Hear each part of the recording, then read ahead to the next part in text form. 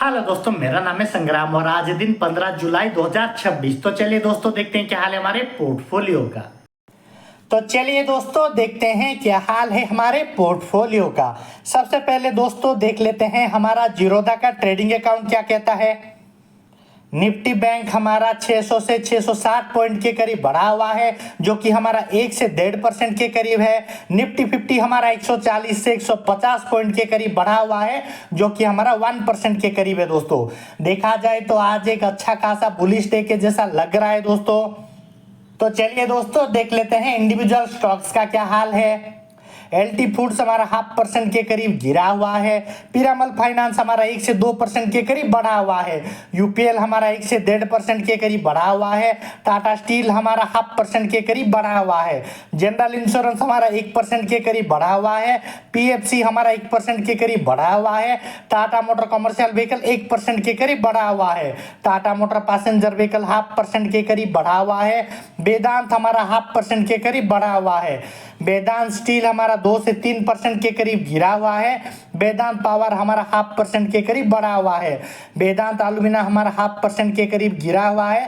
Vedanta oil and gas हमारा 1 से 2% के करीब गिरा हुआ है दोस्तों। तो चलिए दोस्तों देख लेते हैं क्या प्रॉफिट बुकिंग करने जैसा कुछ है हमारे पास। तो जैसे कि आप सबको पता ही है दोस्तों, ये हमारा स्विंग ट्रेड का पोर्टफोलियो है, जो कि 5 to 6% के करीब गिरा हुआ है। 12 to 13,000 के करीब ये गिरा हुआ है दोस्तों। इंडिविजुअल स्टॉक्स की अगर बात करें तो LIC हाउसिंग फाइनेंस हमारा फ्लैट है दोस्तों। हाल फिलहाल में ये प्रॉफिट में कन्वर्ट होने वाला है। PFC हमारा 7 to 8% के करीब गिरा हुआ है, जो कि 11 to 12,000 के करीब है। रेक लिमिटेड हमारा 1 to 2% के करीब गिरा हुआ है, जो कि 700 to 1,000 के करीब है दोस्तों। हाल फिलहाल के लिए प्रॉफिट बुकिंग करने जैसा कुछ नहीं है दोस्तों। निफ्टी अगले कुछ दिनों में जब अच्छा खासा अपसाइड का मोमेंटम दे देगा, तब जाकर हमें इसमें कोई अच्छा बड़ा मुनाफा बुक करने को मिल सकता है दोस्तों। हाल फिलहाल के लिए हमें इसमें कुछ नहीं करना, बस पेशेंस के साथ थोड़ा वेट करना पड़ेगा हमारे स्विंग ट्रेड का पोर्टफोलियो के लिए। तो चलिए दोस्तों इसको एजिटी छोड़कर आगे बढ़ते हैं और देखते हैं हमारा अगला वाला पोर्टफोलियो क्या कहता है। हमारा कोटक नियो का पोर्टफोलियो, जिसमें हमारा ओवरऑल प्रॉफिट 12 to 13,000 के करीब देखने को मिल रहा है, जिसका ओवरऑल रिटर्न 50 to 51% के करीब है दोस्तों। इंडिविजुअल स्टॉक्स की अगर बात करें तो एलटी फूड्स हमारा 12 to 13,000 के करीब बढ़ा हुआ है। 51 to 52% के करीब ये बढ़ा हुआ है। विमप्लास्ट हमारा आज भी गायब है दोस्तों। सेलो वर्ल्ड के साथ इसका मर्जर कंप्लीट हो चुका है।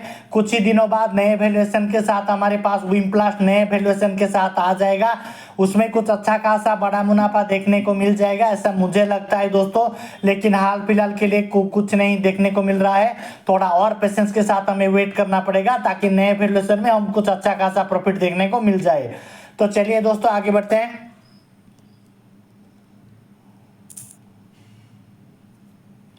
अगर आप लोगों को भी स्टॉक मार्केट के रिगार्डिंग कोई क्वेरी या फिर जानकारी की जरूरत पड़े तो मुझे कमेंट में जरूर बताइए दोस्तों, ताकि मैं आप सबकी कोई मदद कर सकूं। तो यह है दोस्तों हमारा क्रिप्टो करेंसीज का अकाउंट, जो कि हमारा 55% के करीब गिरा हुआ है। आज के दिनों में 0.5% के करीब ये बढ़ा हुआ है दोस्तों। जैसे कि आप सबको पता ही होगा दोस्तों, क्रिप्टो करेंसी एक लॉन्ग टर्म इन्वेस्टमेंट है। जब तक 5-10 साल तक हम इसको होल्ड नहीं करेंगे, तब तक हम इसमें कोई अच्छा खासा क्रिप्टो करेंसी हमारे हाथ लगेगा ऐसा एक्सपेक्ट नहीं कर सकते दोस्तों। तो चलिए दोस्तों हाल फिलहाल के लिए इसको ग्रो होने के लिए छोड़ देते हैं और चलते हैं और देखते हैं हमारा अगला वाला पोर्टफोलियो क्या कहता है। तो यह है दोस्तों हमारे ग्रो का पोजिशनल ट्रेड वाला अकाउंट, जिसमें हमारा 1 डे रिटर्न में 5 to 6,000 के करीब ये बढ़ा हुआ है। 1% के करीब ये बढ़ा हुआ है। टोटल रिटर्न्स की बात करें तो 37 to 38,000 के करीब ये गिरा हुआ है। 5 to 6% के करीब ये गिरा हुआ है दोस्तों। जैसे कि आप सबको पता ही होगा दोस्तों, ये मेरा पोजिशनल ट्रेड वाला अकाउंट है। जब तक 20-30% बन ना जाए तब तक इसमें कोई प्रॉफिट बुकिंग नहीं करेंगे दोस्तों। पेशेंस के साथ हम सिर्फ वेट करेंगे। इंडिविजुअल स्टॉक्स का हाल देख लेते हैं दोस्तों।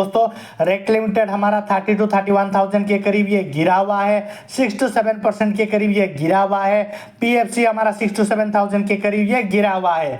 3 to 4% के करीब ये गिरा हुआ है दोस्तों। हाल फिलहाल के लिए थोड़ा बेरिश मोमेंटम चल रहा है दोस्तों, कोई बात नहीं। तो चलिए दोस्तों आगे बढ़ते हैं। हमारा म्यूचुअल फंड्स का क्या हाल है। म्यूचुअल फंड्स की बात करें तो दोस्तों वन डे रिटर्न में 7 to 8,000 के करीब ये गिरा हुआ है, 0.5% के करीब आज गिरा हुआ है। टोटल रिटर्न में 97 to 98,000 के करीब ये बढ़ा हुआ है दोस्तों, 7 to 8% के करीब ये बढ़ा हुआ है। और इसका XIRR पॉजिटिव में आ गया है दोस्तों, 5.25% का पॉजिटिव XIRR हमें देखने को मिल रहा है दोस्तों। तो हाल फिलहाल के लिए हमें इसमें कोई चेंजेस करने की जरूरत नहीं है दोस्तों, हमारा म्यूचुअल फंड ऑलरेडी अच्छा खासा परफॉर्म कर रहा है दोस्तों। तो चलिए दोस्तों आगे बढ़ते हैं, हमारा अगला वाला पोर्टफोलियो क्या कहता है। तो यह है दोस्तों हमारा एंजल वन का इन्वेस्टिंग अकाउंट, जिसमें हमारा ये ओवरऑल 46 to 47,000 के करीब बढ़ा हुआ है। 22 to 23% के करीब ओवरऑल ये गेन देखने को मिल रहा है दोस्तों। आज के दिनों में 1% के लिए हमारा अच्छा खासा अपसाइड का मोमेंटम देखने को मिल रहा है।